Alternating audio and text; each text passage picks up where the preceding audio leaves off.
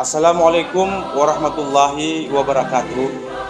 Saya Kaya Alim selaku Ketua Yayasan Advokasi Rakyat Aceh Perwakilan Aceh Singkil mengucapkan Dirgahayu Lalu Lintas Bayangkara ke-67.